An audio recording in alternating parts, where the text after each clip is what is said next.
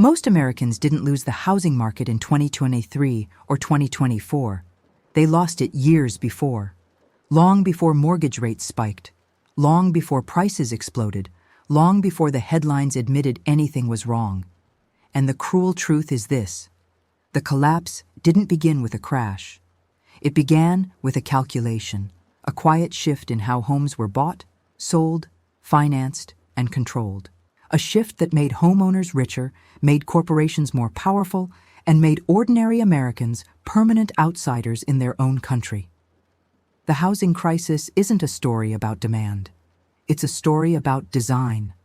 A system designed to ensure that millions of Americans will never own a home, no matter how hard they work, how much they save, or how long they wait. And once you see how the pieces fit together, it becomes impossible to ignore. There was a time when buying a home was simple. You worked, you saved, you paid a reasonable price. Homes rose in value slowly, not explosively. Mortgages were predictable. Wages kept up. People didn't buy homes as investments. They bought them as lives. But that America no longer exists, not because it disappeared naturally, but because it was replaced. The shift began when housing stopped being shelter and became an asset class, a product, a financial instrument, a tool for wealth extraction, a vehicle for speculation, a pillar of the American credit machine. And the moment homes became financial assets instead of places to live, ordinary buyers stopped competing with other families and started competing with an entire financial system built to outbid them. Start with the simplest enemy, price. The median home price in the United States once hovered around 3 times the average annual income. 3 times. That ratio made home ownership realistic. Today, in many states, that ratio is 7 to 10 times annual income. No wage growth can catch up to that. No budgeting advice can overcome it. No amount of just save more can close the gap. Housing isn't unaffordable because Americans aren't disciplined. Housing is unaffordable because the math has been rewritten, and the people who rewrote it never intended for you to keep up. Then came the second shift: corporate buyers. For decades, the housing market was dominated by families. Now, entire neighborhoods are being bought by institutional investors, hedge funds, private equity firms, REITs, asset managers. They buy homes in bulk. They pay above asking price. They close instantly. They don't need mortgages. They never worry about interest rates. While an ordinary family waits for loan approval, a fund buys 10 homes before lunchtime. And the result is simple. Homes were never meant to go to the highest bidder. But today, they do. And the highest bidder is almost never the family trying to live there. Corporations don't buy homes to live in them. They buy them to turn them into rent machines, permanent, unending revenue streams built on the desperation of families who can't compete. A home used to be a path out of poverty. Now it's a subscription service you never stop paying for.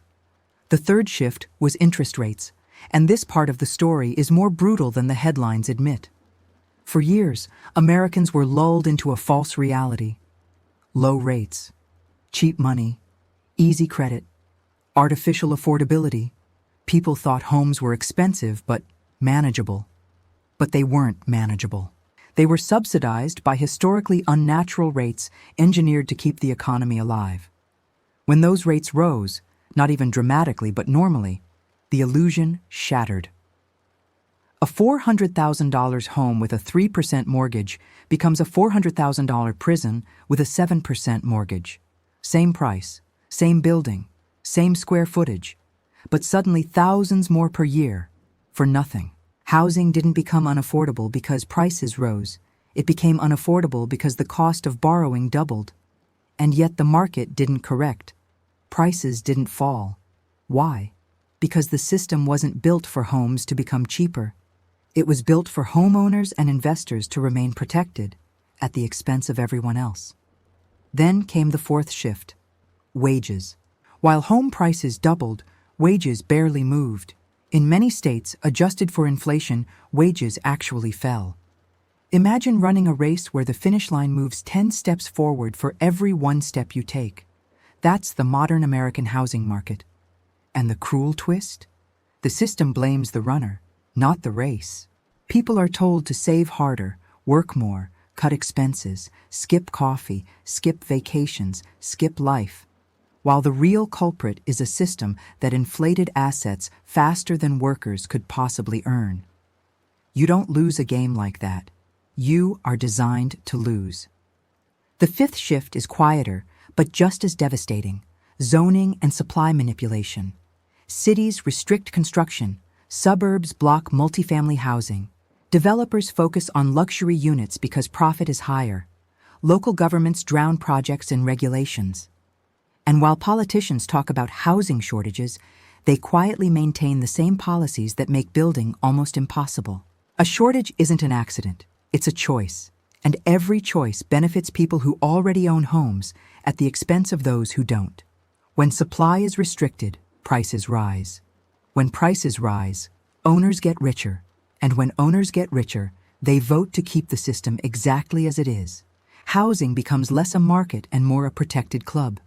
A club with locked doors and rising walls. But the final shift, the one people rarely talk about, is expectation. Americans are taught that homeownership is a reward for hard work, a rite of passage, a sign of adulthood and financial responsibility. But today, millions of responsible, hard-working Americans do everything right and still lose. They save. They work multiple jobs. They budget. They cut expenses. They sacrifice.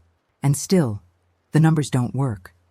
And when the system fails them, it tells them the failure is personal, not structural. That is the deepest injustice of all. So what actually happens when a society becomes one where its own citizens can no longer afford to live in it? History gives the answer. When homeownership collapses, birth rates fall, migration rises, social trust erodes, political polarization increases, middle-class wealth evaporates, stability disappears, and entire generations lose their connection to the country they grew up in. A nation where people can't buy homes becomes a nation where people stop believing in the future. And once that belief dies, the system breaks not economically, but emotionally. That is the real collapse. Not prices, not rates, not inventory. But the moment a generation looks at the housing market and says, "It doesn't matter what I do, this wasn't built for me." Homes didn't become unaffordable by accident. They became unaffordable because too many powerful institutions make too much money from a society where people rent instead of own, depend instead of grow, pay instead of build. The American dream didn't vanish. It was converted. Converted into an asset class, converted into a revenue stream, converted into a financial product that extracts more value from you than it ever creates for you. And once you understand that, the crisis stops being a mystery and becomes something worse, a design. A design that rewards the very people who push the price of shelter beyond the reach of the people who actually need shelter. A design that took the most basic human need and turned it into a competition no ordinary person can win.